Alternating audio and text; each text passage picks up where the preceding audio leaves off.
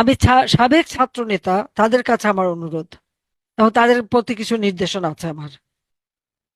প্রত্যেকটা সাবেক ছাত্র নেতাকে বলবো, তোমার নিজ নিজ ব্যাচে যারা ছাত্রলীগের সদস্য ছিল, তারা বিভিন্ন জায়গায় কর্মরতও আছে এবং অনেকে আন্দোলন সংগ্রামে বা দলেও আছে। এদের সকলের সঙ্গে গণসংযোগ বাড়াতে হবে এবং তাদেরকে সম্পৃক্ত করতে হবে।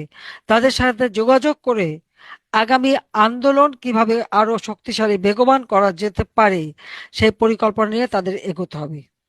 কারণ তারা আন্দোলন করে এসছে, ছাত্রলীগ করে এসছে, তাদের অনেক অভিজ্ঞতা, সেটা এখন কাজে লাগাতে হবে।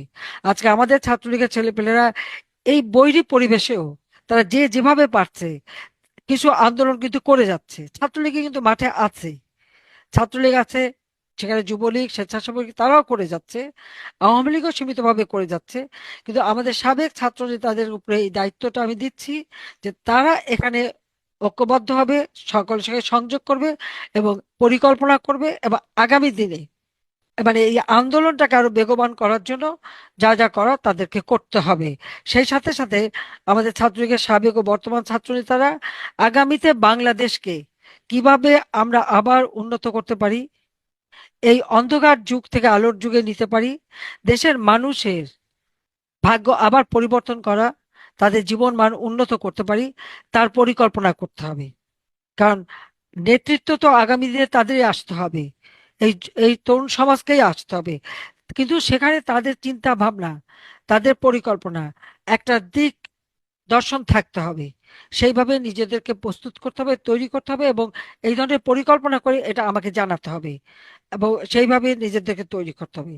রাজধানী থেকে একেবারে ইউনিয়ন পর্যায় পর্যন্ত গণসংযোগ বাড়াতে হবে এবং সেই এলাকায় আওয়ামী লীগ সরকার আমলে কি কি উন্নতি করেছে সেগুলি যেমন লিফলেট আকারে, টেবুলেট আকারে অথবা সোশ্যাল মিডিয়ায় যেভাবে পারুক সেটা যেমন প্রচার করতে হবে। পাশাপাশি ওই সব অঞ্চলে কি কি নির্যাতন হয়েছে, না হলে তো 1 কোটির উপর বিভিন্ন ধরনের স্থাপনা, এখন ইন্ডাস্ট্রি থেকে শুরু করে মৎস্য খামার, মুরগির খামার, বাগান, হালের গরু সবই ধ্বংস করা হয়েছে। অর্থনীতিকে একেবারে ধ্বংস করে দেওয়া হয়েছে।